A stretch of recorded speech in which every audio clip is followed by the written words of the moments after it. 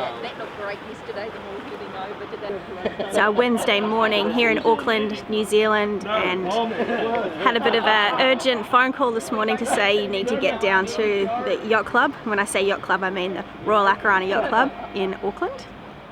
That back there is the new building for the club that opens at the end of the year, which is pretty exciting. But the thing that we're here for today, it's actually about two of the best sailors in the world making a massive announcement. Stand by. Is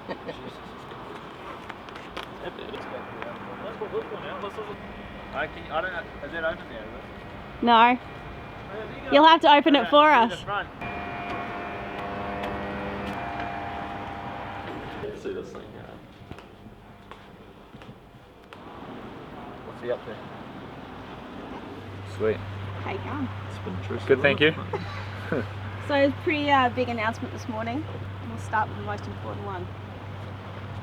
Which one? I don't know, which one is the most important one? No, it's that's what's exciting about the announcement. I think, you know, both are some amazing challenges, and that's why we want to, you know, give it some time to decide, because they're both very big things, and we want to make sure we could do both of them to the, you know, standard that we know we can. And yeah, so but in saying that, it's exciting to announce it, and now just, you know, move forward and, you know, yeah, get the show on the road.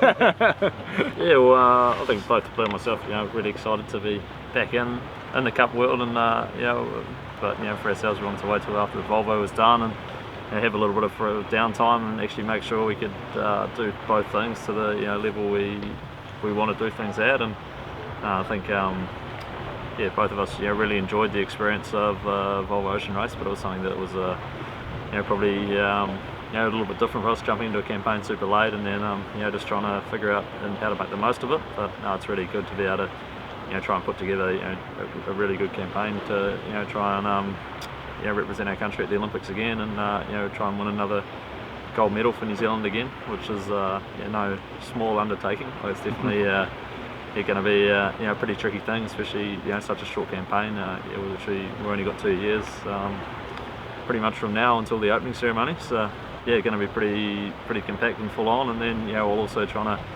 you know, help Team New Zealand you know, develop the, you know, fastest boat we can, and you know, create a team that will help create a team that, you know, can defend the America's Cup. And I think both things are going to be, you know, incredibly challenging, and obviously there's some you know, really good challenges out there for the America's Cup as well. You know, 3 you know, really good teams already confirmed and working really hard, and you know, hopefully a few others can come up as well. So, you know, this time it's going to be different. Obviously the Olympic campaign's shorter.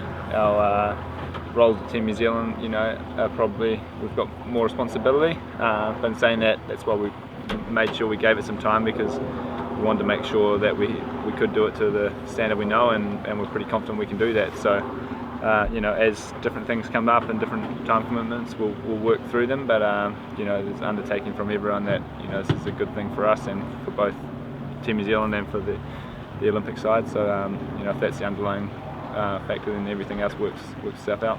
I think it's one of the unique things about the Volvo is that you do form pretty good, incredibly tight relationships with your teammates, but also with the guys on the other teams, because you know, you go to some pretty isolated parts of the world, and you know that if something major goes wrong with your boat, you know, one of those other boats is going to be the one saving you. So now it's yeah, pretty unique thing like that, where I don't think many other sporting events that have much like it.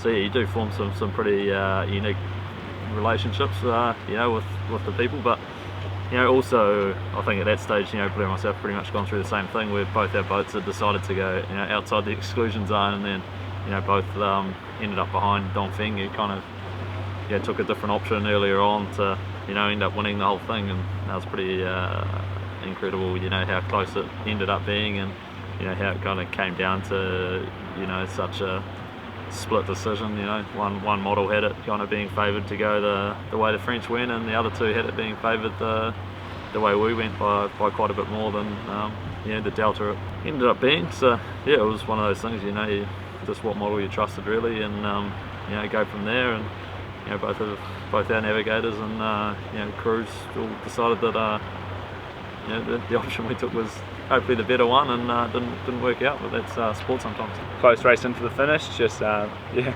pretty gutting to end up on the wrong side of it, like Pete said, but Yeah, well, I think when we're based out of Auckland, this will definitely be where we train. Hopefully we'll manage to get a bit of time back and down in Tauranga for me, and back up in Kerikeri for Blair. But yeah, now it'll be awesome to have the worlds, both the 49er, FX and NACRA, and have them down here in Auckland Harbour and show them what's home for us. And I think it's we definitely do our fair share of travelling around the world to go and chase events, and it will definitely be nice to have one a little closer to home where you're actually haven't had to travel too far and you can just roll straight through, which will be pretty different and pretty cool. It's been a little while since I've had a world champs in New Zealand. I think the last big one I did was probably the 420s. Takapuna over many years ago. So We don't want to tell everyone where you live, but it literally is a roll down the hill for you, isn't it? Yeah, the pistol it is. not too far. No, it's going to be great. It's like Pete said, it's huge for us to show guys we normally race against what's home, and it's neat to show the people of New Zealand and what the best I think the best Olympic sailing is. So it's it's going to be a massive event and a really important one for us in the lead up to Tokyo. I think we're firstly pretty lucky to do what we love as for a job or for a career these days, and it's exciting to take on the new challenges as they come, and if we can inspire some kids to get into sailing or get into sport or whatever it is they choose that their goal is, not just in sport, then that's cool.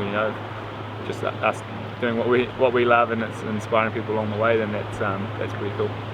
Cool. I'm pretty happy with that. Sweet. Pete Burling, Blair Tuke, thanks guys. I know you're pretty busy. I'm just really quite honoured to get 10 minutes of your time on this beautiful Wednesday morning. Definitely nice morning, so no worries at all. Yeah. Nice and warm, tropical. When are we going to see you guys out on the water? We need to get Maybe when it's a bit warmer. and once we've probably got a bit of fitness back.